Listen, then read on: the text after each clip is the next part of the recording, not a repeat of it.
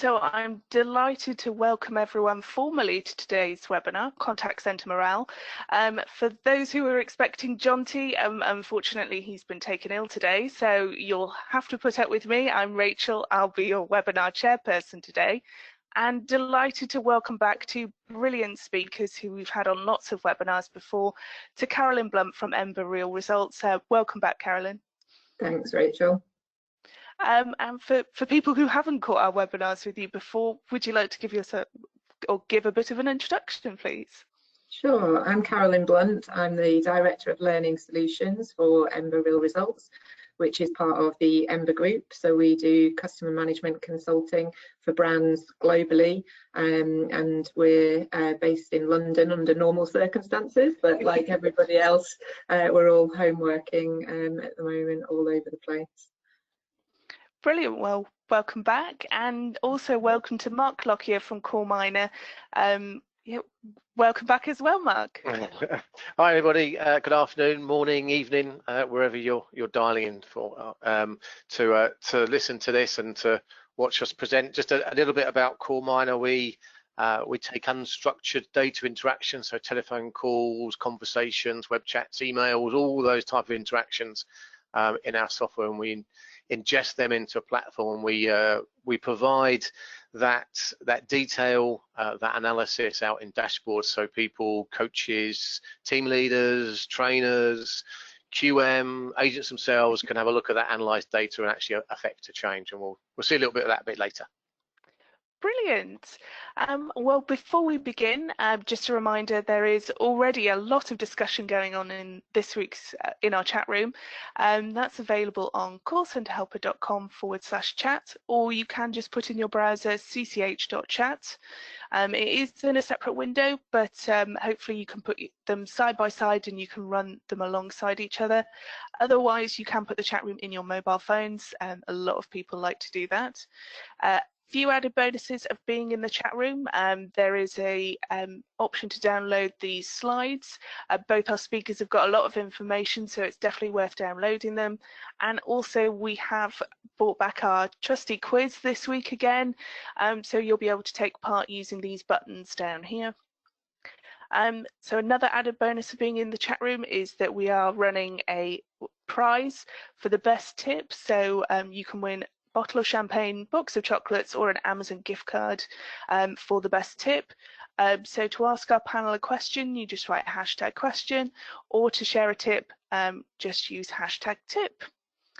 So delighted to start the presentation off. I'll hand over to Carolyn. So let me just make you the presenter.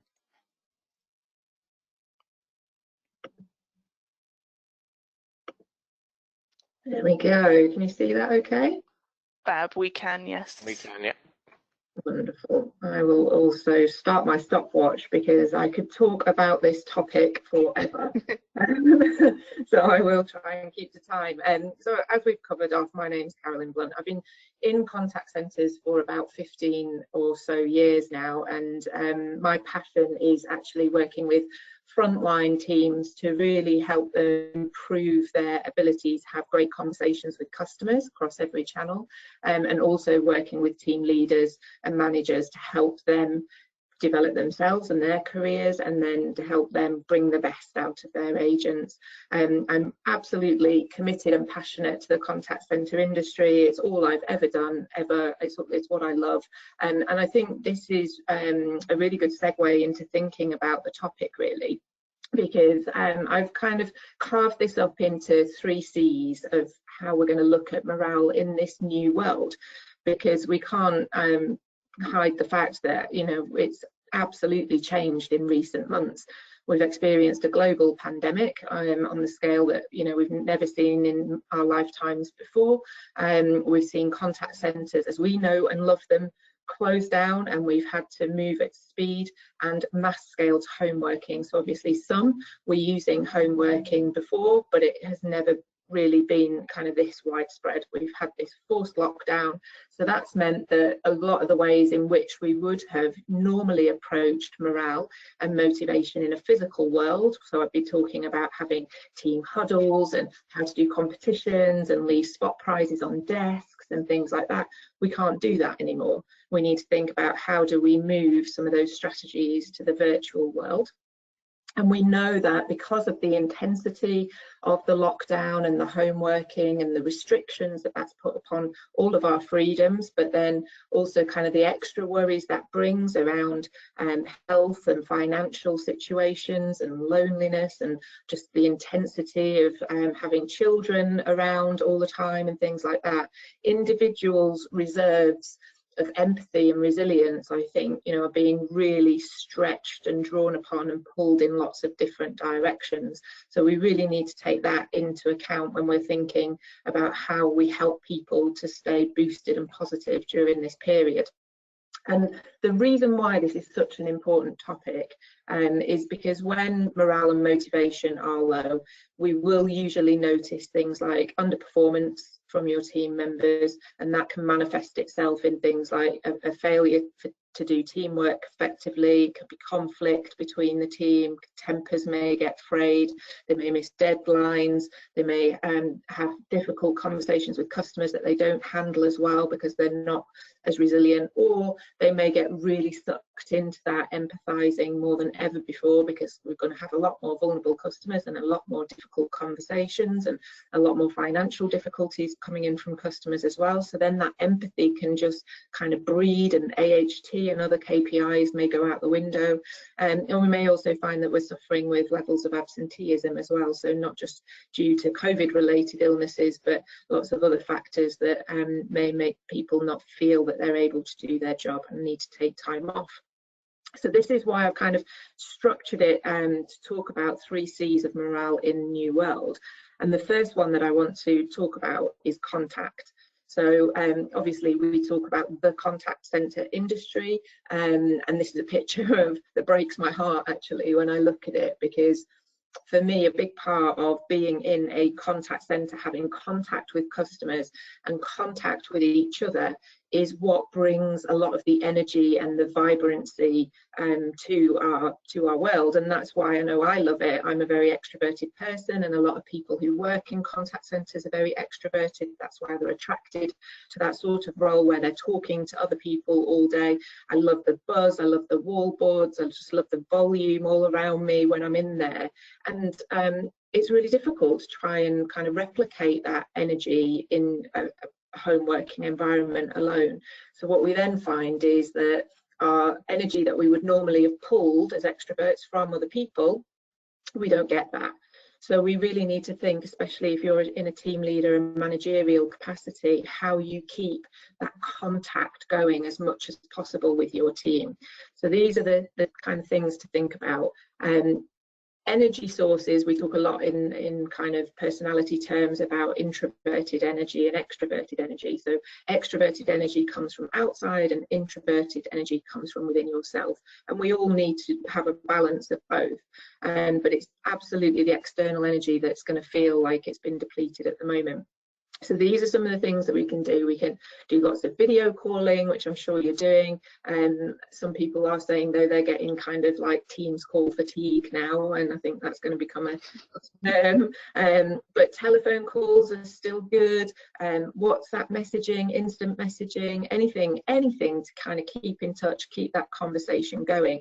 And it doesn't just have to be work related. Absolutely, we've got to do business updates and keep people up to speed with what's going on. But idea generation, problem solving, and just pure fun. So it doesn't always have to be the team leader who has to sit there and think about, okay, what I need to write a quiz for this week, or create a game to play or whatever. We can get the team committed in doing that as well, because they'll enjoy creating something and kind of pass that Olympic torch baton around.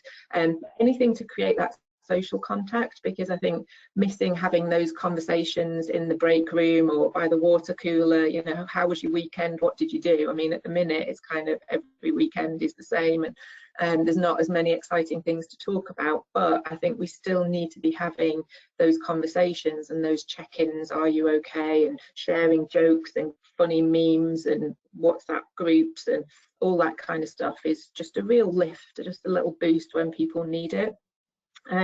I talked about spot prizes on people's desks. I was a big fan of that in the old world, thinking about, you know, kind of feedback from customers or great quality scores, things like that. And I would just leave a little note on a bottle and a beer or wine or a box of chocolates or whatever, saying, you know, well done, thank you, and kind of explaining what that was for. But we can still do that virtually. We can still send things to people's homes, so we can still do prizes and surprises. The power of well done for me is absolutely critical in boosting morale, saying thank you to people, making that praise really genuine and really timely, so as soon after the event as we possibly can, making it really specific, so it's not just like, well done, you did great today or last week, but we're saying you did really well with that conversation with Mrs. XYZ or whatever, because then I know what I did well and I can repeat that behaviour. And then also making the praise public, that's an absolute golden rule for me. And I think sometimes managers can feel a little bit reticent to think, am I going to embarrass the person if I praise them in front of everybody else on kind of a team meeting? But I've never met anybody who said to me, do you know what, Carolyn, my problem is I've had too much praise. I don't think I've ever met anyone who said that. So I think, you know, using that sensitively in terms of it being genuine and not too cheesy and stuff, as long as you mean it and it comes across that way, people will love it, and literally they will grow kind of a foot taller in their confidence, and that absolutely has a massive impact on their energy levels and their motivation. Showing an interest in the individual, you know, getting to know people really well, understanding their circumstances and their concerns. You know, if you can help to make things better wherever possible, then great. But sometimes people just need to have that ability to have a sounding board and just talk about stuff and just have some reassurance and just to know that they're not alone. And I think that is really key to make some time for and do that. And then the last one, kind of around personal development and training opportunities. So it's really interesting that somebody's already said in the chat room, like, I feel that I might not have the career progression opportunities at the moment that I would have liked to have had. And when you're really motivated and you want to progress, that's really frustrating. And as Mark said, it will come back. But I think there are things that we can still do in the meantime. So making sure that we're doing learning and that we're offering our people learning, whether that's digital learning, reading lists, TED Talks. There's all sorts of resources that we can curate and make a list and suggest. Hopefully you've got learning management systems with good content on. We can do some quizzes, you can do competitions, but giving people feedback and coaching to help them progress in their work, not necessarily in a linear promotional opportunities might not be there at the moment, but at least if I'm growing and getting better in my skill set at the moment, then that feels like I'm at least still moving forward in the right direction. So for me, those are some of the key things around the first C that we're going to talk about. Yes, so we've now got a poll, and so I'm going to put that onto the screen. There we go. So the question is, which of the following is not a good way to praise someone? Is it in public, in general, in a timely way, or in reference to an event? So vote now. So Carolyn, obviously you know the right thing. Are you hoping to see a certain answer without giving it away? I would hope so, because then I'm not bored everyone to tears already in the first. That'd be good. So last little bit, and I'm going to close that down and share the results. So yeah, 88% say in general, 7% in reference to an event, 4% in public, and 1% in a timely manner. Yeah. So I will now hand it back if I can find it all. There we go. Cool. Thank you. Yep, we can see. Marvelous. Just move that along. So my second C is to make sure we're focusing on coaching. So coaching, there's a lot of myths about coaching and how it's best done, and I'm really grateful that actually finally as an industry we have in the main evolved from kind of doing monthly subjective tick box exercises in Excel, you know, that whole kind of thing. Did you say good morning? Did you say, is there anything else I can help you with at the end? And if not, I'm going to knock marks off and all of that. We've moved away, thankfully, from a lot of that, and actually what we are looking at with technologies like CallMiner is real-time, objective, practical information that the agent can really use. It's not just my opinion as a team leader or a quality monitoring person as to what best practice is, but it's actually bringing into it you know, kind of customer feedback and the tonality, my empathy, all my KPIs and everything, and creating one holistic kind of view of that and being able to compare that to my previous performance and my peers' performance and things like that. So that really helps me to see that it's not just, you know, you've picked my worst call this month and that's the one that we're having a conversation about. It's kind of across everything all the time. So that's a massive leap forward in how effective we can be with coaching. And what I like to structure it as is to think about 3 R's. So whether we can reinforce what they're doing really well. So if you've got a high performing agent, you can absolutely, you just want to keep them there. Or you might have an agent who has kind of glimmers of really good performance and you want to reinforce those, but then you also want to remind them about the gaps and the things that they might want to do again more. You know, you might have training before but they've forgotten, so bringing that back to before. And then also the last R, which is around revealing, so actually some new best practice, some different ideas or ways of doing things, some suggestions, some new skills, that sort of thing. So those 3 R's can provide quite a nice structure for having the conversation, and it means that we're talking about things you have done well, but things you might be able to do even better. And when it comes to actually having the coaching conversation, the simplest way that I kind of try to explain this is that coaching is not telling people what to do, and it's not training them to do things either. It might lead on to training. As a result of the coaching conversation, we might identify and agree that there are some skills gaps and there is some training that you can go on and do, but the conversation itself that's coaching is just about asking positively framed questions and therefore stimulating the other person to think for themselves. Because if I just tell you what to do, chances are you're going to forget it. But if I involve you in that conversation, then you're more likely to process it properly and retain that, and then actually change your behaviour off the back of it. So questions like, what do you think went well? What could be even better if you did this again? Where could you find that information? How would you approach that next time? What can you do to help yourself remember? Because I know a lot of my coaching conversations they result in the person going, oh, I knew that, I don't know why I didn't do that. And that can happen time and time again. So what can you do to help yourself remember? And by using the data and the real examples, we can avoid subjectivity, because that's the biggest kind of thing that causes coaching to lose its credibility, where the coach and the coachee just disagree that that's the right thing to do. So review what good looks like, and that may have changed in this new world. Your measures may have shifted.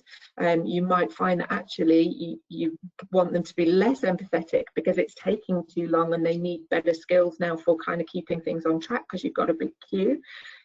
Make time for coaching. That's been one of the biggest pushbacks from team leaders to me all the time. I don't have time for coaching, but for me that should be one of the top priorities of your role. And then peer-to-peer coaching can be a solution if you are overstretched and you don't have the support to make it a top priority of your role. Then use other people in your team and get them coaching each other, so agent to agent coaching.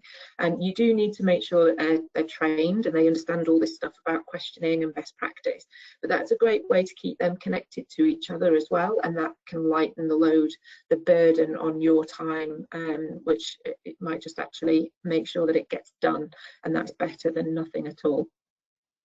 And then my final C is a word that I've completely invented for lockdown. It's called encouragement. And it is kind of a new way of working for 2020. For me, it kind of summarises two words, obviously, which are courage and encouragement. So this is thinking about bravery, patience, resilience, you know, the ability to deal with change and uncertainty, for me, is summed up by the word encouragement. And I think we have all got to encourage each other and keep each other smiling and moving forwards, and recognise that absolutely there are going to be good days and bad days. There's going to be ups and downs. Motivation and morale will not just remain in a consistent upwards trajectory as a result of you attending this webinar, no matter how good your leadership and interpersonal skills are. And you yourself are probably also going to have tough days that you have to get through. And this kind of brings back the days when we had aeroplanes, remember them? And they used to do safety briefings, and they used to say, fit your own oxygen mask before helping other people. And I think that's really important for us to continue to remember at the moment, because if you're not feeling, you know, kind of that you're motivated, it's going to be really difficult for you to motivate anybody else. And you've got to recognise that that's going to happen, and you need to be kind to yourself as well as your team, and then recognise that feelings and energy levels are going to come and go. So the important point is to ensure that your team feels supported and encouraged, making sure that you're getting that fix from your line management teams as well, and colleagues. And it's absolutely a challenge, because obviously we have so much uncertainty surrounding us every day. So my question to you guys on the webinar is, how has the performance of your agents changed in recent months? Are you finding that, you know, performance has gone backwards, or is it stayed the same, or has it actually improved? Because there have been some benefits. You know, we've not had to commute and sit in traffic jams, and we've had more time to ourselves. I know I've been getting a bit more sleep, and we've been able to let go of some of our old expectations and pressures. I think it's made us kind of reflect on what is really important in life and what we were chasing for.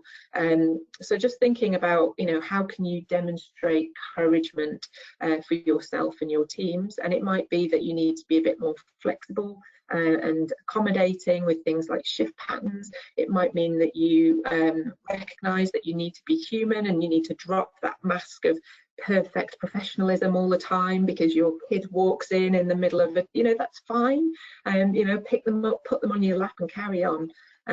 So role modelling empathy, I think, is really good, and providing opportunities for people to be future ready with new skills. So thinking about what's the future of our organisation going to look like, and what are we going to need people to do. And in learning and development, that's been very much about reskilling classroom trainers to be able to facilitate virtual classroom. So we talked about onboarding, Rachel, before, and, you know, how do we onboard new starters in the new world? Well, we have to do it through virtual classroom. So we need to change all our materials to fit that, and we need to reskill our trainers to be able to facilitate through technology.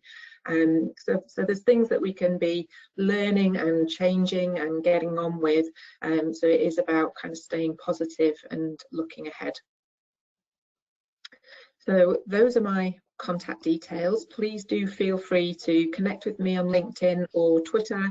Let me know what you thought. If you've got any questions, particularly in relation to learning and development of your people, I'd be more than happy to personally have a look at your concerns and see if I can help.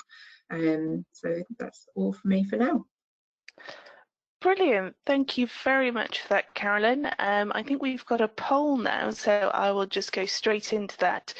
So we're asking, which of the following skills and behaviours are most important for your agents? Oh, got it covered over, to have in 2020. Sorry, my panel was over the top. So is it dealing with change, personal resilience, personal motivation, or empathy for customers and colleagues? So it is multiple choice, so you can select more than one.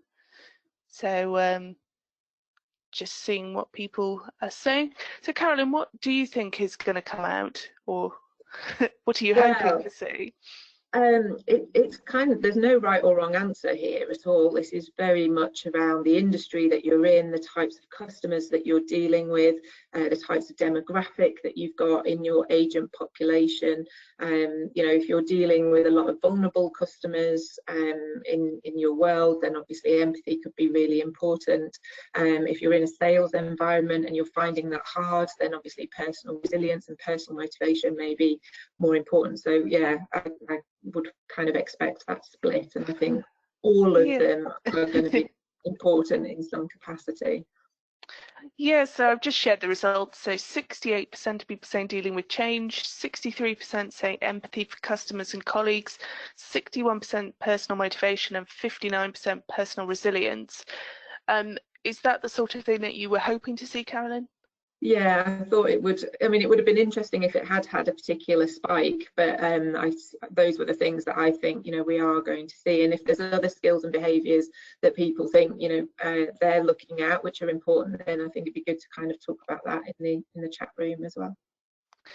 Brilliant. So we are coming to our quiz now.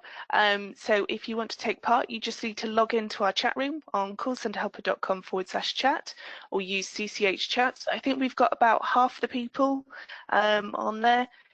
Once you're in the chat room, maybe you could share in 1 or 2 words, what did you like best about Carolyn's presentation? I mean, my key takeaways were that, you know, people in the contact center get their energy from each other, so make sure you keep in contact with them. Coaching is critical for keeping team members on track. You know, maybe try peer-to-peer coaching as well. That was a great one, I thought. And the new way of working for 2020 requires bravery, patience, resilience, courage, and encouragement, which I thought was, you know, your encouragement word was brilliant. So thank you very much for that. Thank you. So we are coming to our quiz. So yep, you can see we've got about half the attendees in. So last chance to take part. So I'm going to click start. So how much more profitable are highly engaged teams? So is it A, 1%, B, 11%, C, 21%, or D, 31%? So you just need to click the appropriate buttons at the bottom of the chat room to take part. So we'll wait for a few more to come through. So last opportunity. Going to click next. So actually most people, it's kind of split across the last two. The correct answer is C, 21%. This is according to Gallup, who also found that those teams who scored in the top 20% in engagement realised a 41% reduction in absenteeism and 59% less turnover. So Kevin 32 is at the top at the moment. So coaching is which of the following? Is it A, telling the other person what to do better? Is it B, training the other person? Is it C, stimulating thinking by asking questions? Or is it D, giving your answers and experience? So Carolyn, hopefully everyone was listening when you were sharing this one. So last few people sharing that. I'm going to click it. Right. So yeah, most people were listening. So yeah, the correct answer is C, stimulated thinking by asking questions. So coaching is not telling or training, it's asking positively framed questions and stimulating the other person to think for themselves. Slight change at the top. So next question, true or false? 1 in 3 professionals cite boredom as their main reason to leave their jobs. Is it A, true, or B, false?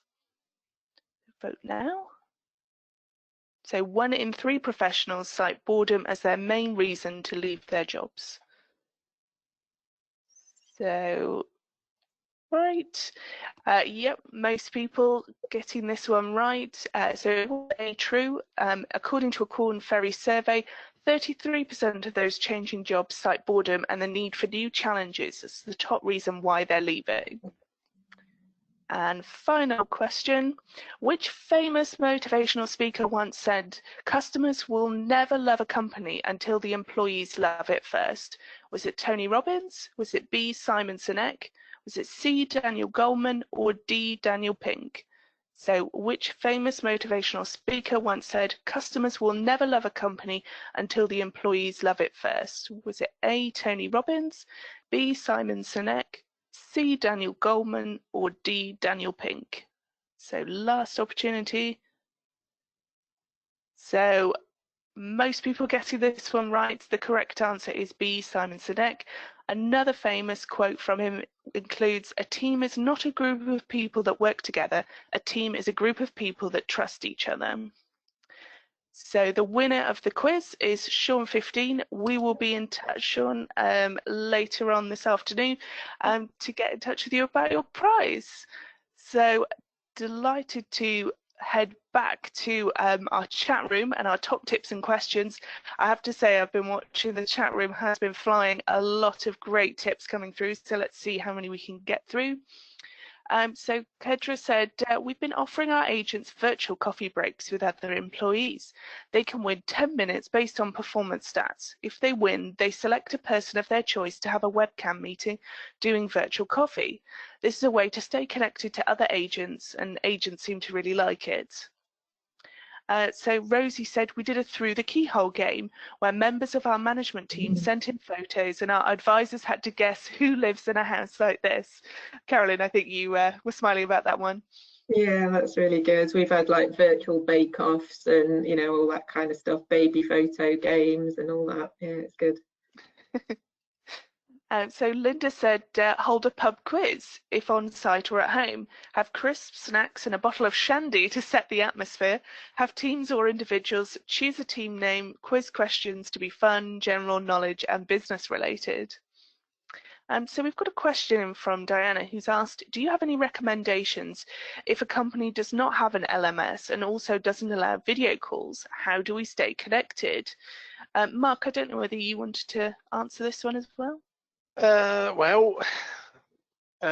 It's more difficult, of course, without video calls, but you know, humans buy into humans, right? It's all about understanding the people that you work with, understanding what they desire and what you can use at your disposal. So for example, even, you know, emails and other vehicles in which to get messages across, you can use literally anything. It's humans buy into the thoughts, the sentiment behind what you're trying to do. So there isn't a straight answer. My answer is anything that you can do to keep that contact going will be received really well.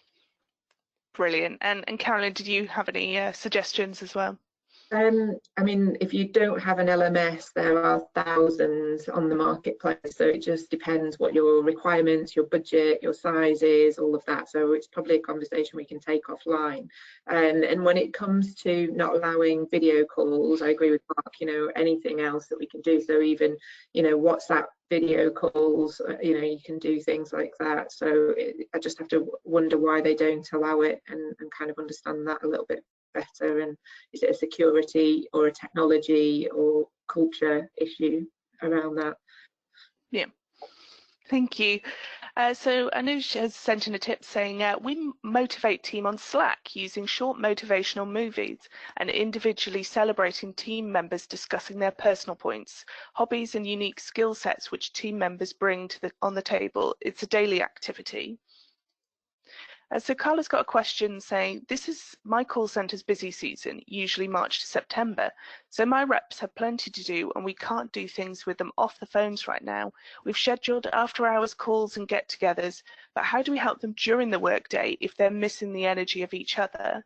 Carolyn, I don't know if you have any thoughts. Yeah, it can be really tricky. I mean, things like we did a accumulation of songs. I mean, we created a playlist on Spotify and everybody put one on that was like an upbeat tune. So then even if you can't contact each other because you're also busy during the day, if I need to kind of then do a document or piece of work, I could put that playlist playlist on, and we also had a game in the background guessing who'd put which tracks and stuff. So it's just trying to find ways in which you can still feel like there's people there, but just firing off a quick text, or let's say a funny meme or a joke or anything like that, it just takes seconds, and you can do it with your mobile alongside, you know, kind of working. You know, we're under less restrictions now to leave our phones in lockers and stuff like that. So, you know, I think we can still sort of find ways as we go along. Yeah. I think also Rachel, there's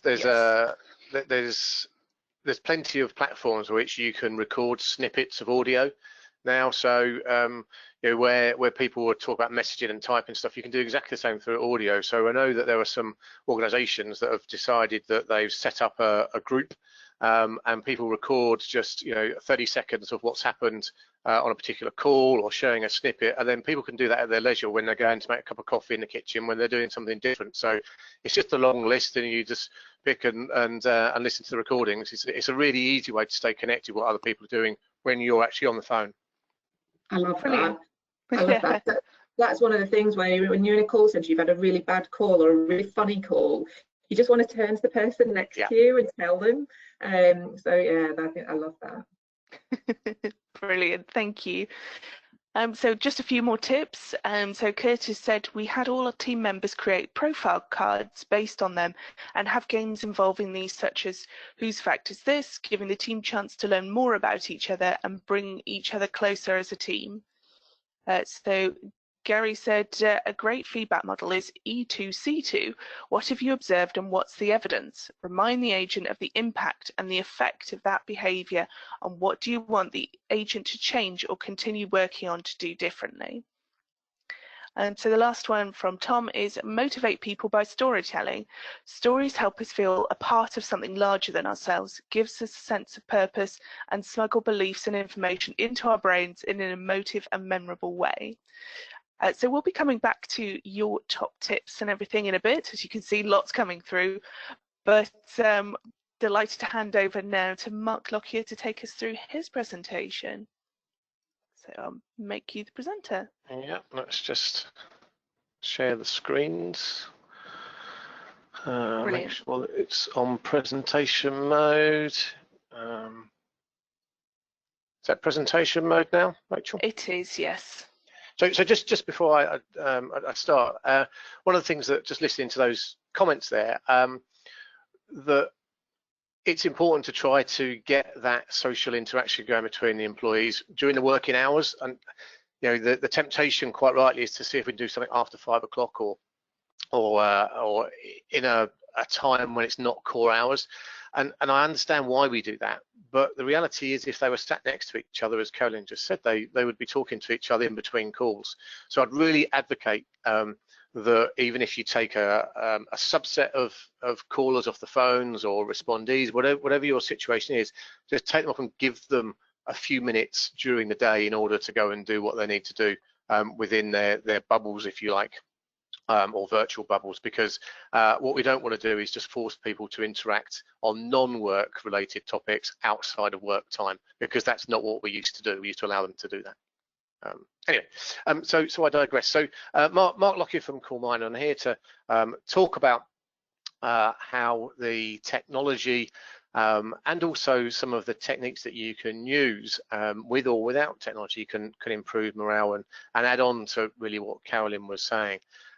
So when we talk about morale, morale of an agent, oh, I just lost my screen, sorry, morale of an agent is influenced by many factors, and Caroline's identified a few of those, and there's a few here about what's important to individual agents. The morale can be influenced by very specifically related things to an individual, and others are more widespread across teams and even the wider organization as well. It's important to understand that. But one thing we can be absolutely sure of is that behavior as managers, appraisers, assessors dramatically affects how agents feel. What you say to them will affect how they think and their morale. And more importantly, what you don't say also does that as well. So it's important that when we do give feedback and we talk to people, we're actually talk about the in the moment things, the things that really happened. So we call it conversational behavior. So how do we look at that interaction? What happened between the agent and the customer? And we want to know what happened, when it happened, and the key drivers behind that conversation. It doesn't matter whether it's traditional telephony conversations or whether they're from the ever-increasing digital interactions. But we can monitor agents' performance on these interactions from multiple lenses, from a compliance lens perhaps, from a quality piece, and taking a holistic approach means that we can actually give really succinct feedback from the holistic approach, very succinct feedback into how our agents are actually interacting with customers. And if we can do that, it in turn helps their emotional well-being. Carolyn and I have walked through contact centers the last 15, 20 years, far too long. And if you sit and ask agents, it doesn't matter whether this was 15 years ago or yesterday, what's the most important thing? They generally say feedback on their individual behavior is number one. They do want more detail. They want more regular cadence of feedback as well. That's really important to them. And they want the ability to view their own analysis in context of the team. In essence, they want more data. They want more data points. And as we work from home, that's even more important now. So we want to make sure that we can deliver this information to agents when they need it and when it's appropriate. And there's been, over the years, a reluctance to do that because we didn't think that agents could cope with it. And the reality is they can cope with it and they do want it. And therefore, we know that as managers, we don't have time to deliver that feedback to every single agent all the time. We get that. And that's why technology now plays a vital role in this.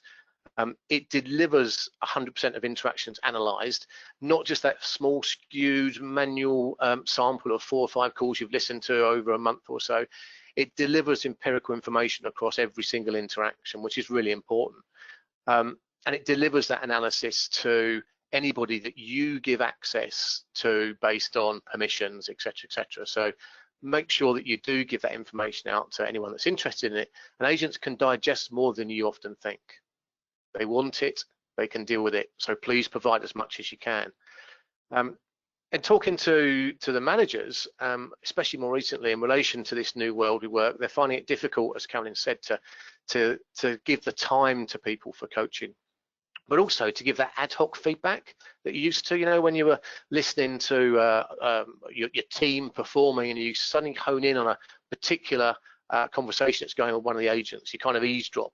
And after that, you give a pat on the back after a particularly difficult call that was navigated really well. That's really difficult to give, but that's massively important to the agent. Carolyn mentioned about making sure it's public. We did that in full view of the rest of the team on that pod, and there's nothing better than being told you were great in front of people. So perhaps that one way to look at that is if there's any technology that you can look at that says, actually, I can see when there was a difficult part of the call, I can see the traits that the agent delivered on that call, and I know it was a positive call. If all those things are in play, I want to know about those, and then I want the ability to actually go and congratulate somebody in the virtual world. So in our world now that we live in, and a virtual workforce, it's most imperative more than anything else, no matter how you deliver the coaching, no matter what metrics you use, consistency is absolutely the key. If we don't manage people appropriately and consistently, then we risk significant decrease in morale. Always remember, every employee has the potential to do amazing things. Everybody does. Otherwise, you wouldn't have employed them in the first place. But often they are stifled for a variety of reasons. And what we want to do is really concentrate on how to make sure that they get as close to their potential as they can, create a high morale environment, and one that's consistently built on a few things: trust, respect, autonomy, and recognition. Managers and team leaders, we all know the importance of monitoring agents, and agents know that themselves as well. But we do often hear that things can be conceived as being unfair and inconsistent. If you can get something that takes out that human element and monitors people automatically with software, then you actually engage in that whole behavior and have the opportunity to build out multiple indicators to do automatic assessment. And when discussing morale, it's really important to concentrate on the great work, the good examples, the intelligent resolutions for an individual, and call out how that compares against the team as well. So try to automate as much of this as you possibly can. Get the right metrics in play and make them available for all of those who can benefit from it. It's not always easy, but we do want to make sure we can deliver this information to agents as and when they can consume it. So I'm going to talk about our agent, John, and these are the metrics that we've delivered back having analysed his conversation. And this could be a dashboard for an individual call or an aggregated dashboard across lots of calls for John. And whilst he's got a low score associated to ownership, his scores in other areas are looking really good. He's great at the process adherence. He didn't miss anything that was vital, because if he did miss something that was vital, it would be red. He's great with that sentiment piece. He's got great language between him and the customer. And all these greens, if we can deliver to them on a consistent basis, his morale is increasing. He's got continued motivation to do what he does best. And we can address the ownership piece within the holistic feedback. So we're not just calling out one element that he wasn't quite so good on. We're calling out generally not a bad call, but perhaps we could look at the reasons behind that ownership weren't quite at the level that we want him to be. It's a great way of being able to celebrate the good behavior and identify areas for improvement within a discussion point, rather than making it the discussion point. And this information, by the way, can be delivered in real time as well. So if you have a speech analytics platform that can analyze this, if, for example, maybe he wasn't adhering to the process, then if there's an element that's not been picked up and he hasn't delivered that IDVM piece or something of that nature, then we can actually highlight that to him in real time, and he can change his behavior within a call. But give that information to the agents as much as you can. And that's great, giving the information to people as much as you can, but what about how do we deliver that information in a virtual environment, that virtual support and virtual coaching? So where indicators highlight the need for support and coaching, it's important that you react quickly and assist agents to make sense of how they can adjust their engagement strategy. Do more of the good and remove the bad, and we can do this regularly, and it demonstrates our commitment, our engagement to working on agent development. Interestingly, one of our customers very recently told us that in this new COVID world, which we unfortunately find ourselves in, one of the byproducts of their speech analytics program was that they were able to spot a significant amount of connectivity and IT issues. We know that has a detrimental effect on the way agents engage, and what we can do here is actually deliver that information direct to the IT guys, and the agents are happy knowing that we can deliver that information straight out to them, straight out to the IT guys, and that gives them the confidence to discuss that should there be any issues that arise when they're talking to customers. So a slight byproduct of speech analytics, again, assisting to make sure that agents know that things out of their control are being assessed and dealt with. So in a virtual environment, how do we affect that coaching? There were some questions on this in the virtual chat. And here we got an instance where John's ownership was poor. We know that. We've highlighted an area of yellow in this call, which were the key points, the key areas, sorry, where he demonstrated some of the ownership issues. And by providing this feedback directly within a portal that we can have a discussion as their team leader with that agent directly, we're able to cut down the amount of time that we need to spend critiquing and listening to these calls. So all that has to happen is we send just this yellow bit that's highlighted to John. He listens to it, understands what he needs to improve. We have some dialogue around it, and we've made that feedback process so much quicker. And the reason that we want to be able to do that and deliver that is when we look at the results of a recent poll that we did, which kind of make okay reading, but there are elements here that really we're not happy with. You know, good calls mean customers and agents are happy, and if customers and agents are happy, morale is increasing as well. We ran this survey earlier in the year, and it was around the emotions of customers before and after calls. We know that managing emotional customers can be difficult. We know that, agents know that, but agents have emotions too. And it's important we're cognizant of that when we are critiquing and listening to their calls. But we need to coach agents to channel their emotion and guide them to listen, empathize, and focus. And in turn, they will guide customers to positive outcomes. It's about coaching the customer from an agent perspective and about coaching the agent from an organization perspective. I have a massive problem, by the way, with this 18%. I'm not happy about that. Nearly a fifth, right? Where people are going from positive to negative. From an agent perspective, that's really worrying as well, because that means 18% of interactions have not gone the right way and more than likely will leave an agent to be feeling low. So these were people like you guys that gave us this feedback, right? This is actually really happening. So why wait for this type of feedback, for these type of scenarios? Why don't we look at those interactions as they've happened and do something about it? Identify it, recognize it, act upon it, and eradicate it. So with the right coaching and training and support, you'll not only increase morale, but you'll start to increase confidence, motivation, and create what we call super agents. The agents that are more likely to deliver a good customer experience, drive loyalty up with your customers.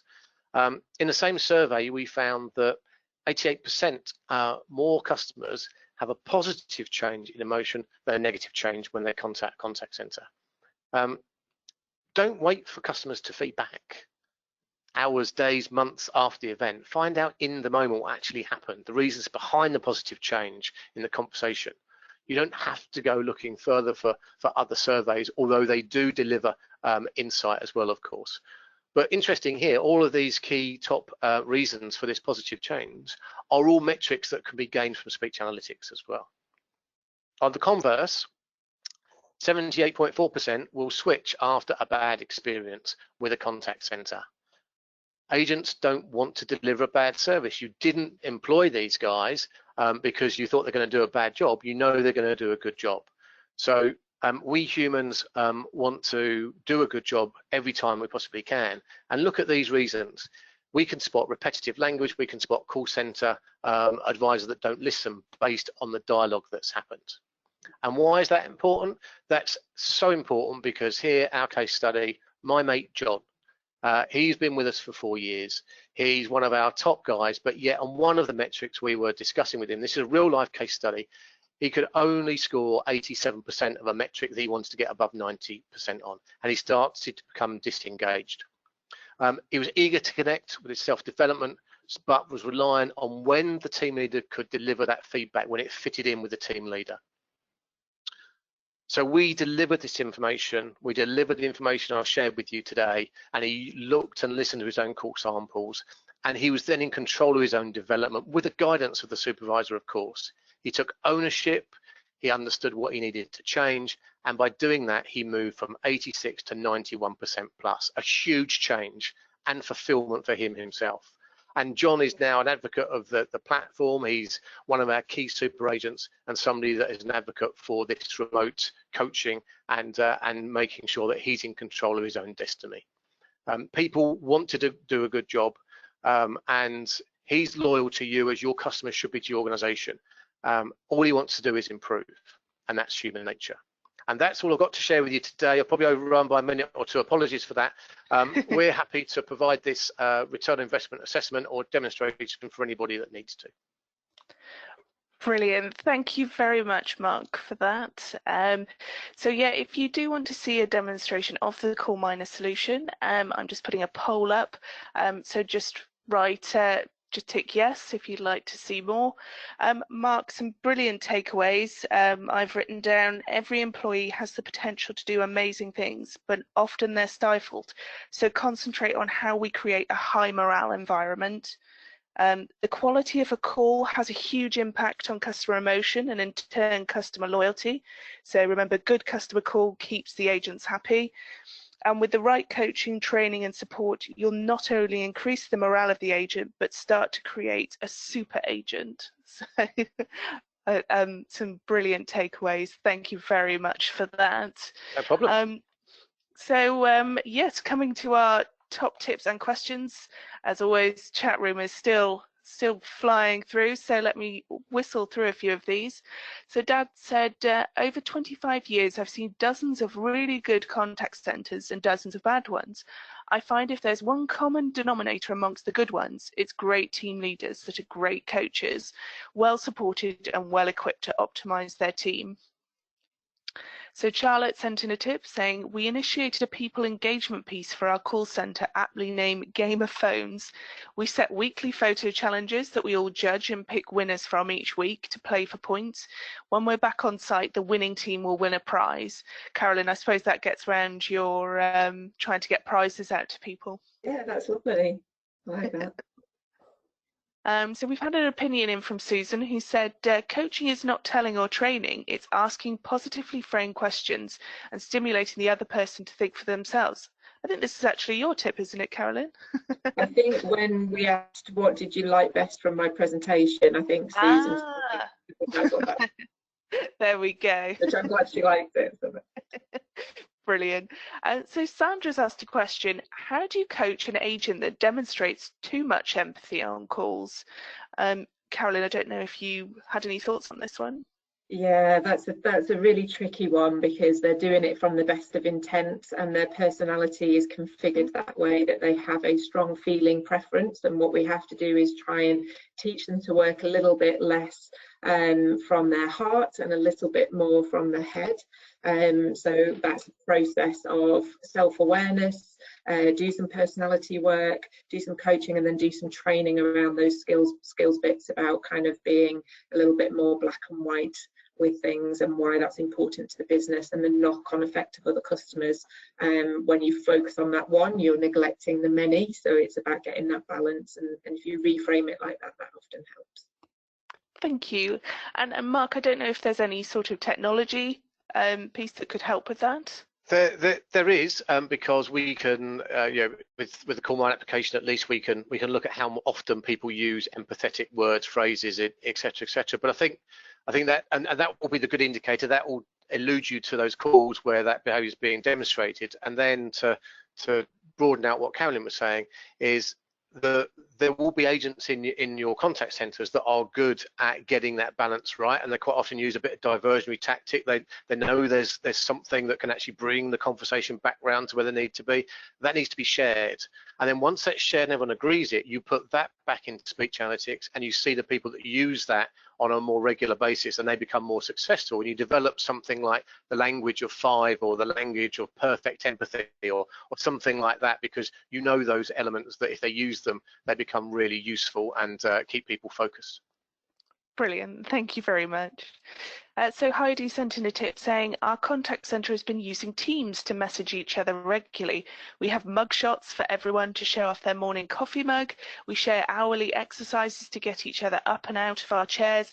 Lots of things to keep everyone engaged. I like that one. So Kelly said, be aware that as contacts fluctuate, agents might become disengaged with too many arranged fun activity or something if they've got other things to do when call levels increase. But yeah, Carolyn, I guess, got to still remember it's work, not just all the fun things. Yeah, that's right. And sometimes if they've had a bad day, there's stuff going on at home, it becomes another one of these activities. So I think not making them compulsory, just making them available. I think that's one way to get around that a little bit. Yeah. So Amanda said, when we meet for one-on-ones, I asked my team members what they need to succeed during this time, as we did not have time to prepare for full-time work from home. And as these needs change, even though we're 3 months in, we adapt accordingly. For example, I just moved a rep to a split shift to accommodate being a full-time worker or mum and teacher. Oh, just been signed out. That's that's interesting. That's a really good point, though, isn't it? Because three months in, but yet every week it changes. So there's a new bit of information from the government, which means that things sort of change. I've got an 11-year-old does he go back to school? Does he not go back to school? Well, if he does, then I've got to make sure I can pick him up from school and take him to school. Therefore, I can't be on calls at 8:30 in the morning. I can't be on calls at 3:30. Oh no, but by the way, the school times have changed till 3 o'clock. So now that's my afternoon obliterated. So we do absolutely have to be cognizant of that, and we need to keep sharing that on those team meetings and say, my world's changed today. I'm sorry, guys. You know, what can we do about it? And almost every time we can work around them. Brilliant. Thank you very much. Unfortunately, we've reached the top of the hour. So in the chat room, if you'd just like to share in 1 or 2 words, what did you like best about today's webinar? The winning tip comes from Sandra, who said, we send out sunshine compliments to agents and include the senior leadership team in the compliments email when we receive positive comments from clients about an agent. Send spot on valued awards for positivity, going the extra distance to provide client support, improving KPIs, etc., to give additional praise. So Sandra will be in touch later on this afternoon. Just a reminder, if you could complete the survey when you leave the webinar, it's just 4 questions long. The replay and slides will be available later on this afternoon on the following link. So I just want to say thank you very much to our 2 great speakers today. To Carolyn Blunt, thank you so much for sharing all your insights. Pleasure, thank you for having me. And thank you. And to Mark Lockyer from Core Miner, thank you very much for joining us as well. It's always a pleasure as always. Brilliant, and we will be back next week. So join us then. So thank you very much. Bye all. Thanks guys. Bye. Bye.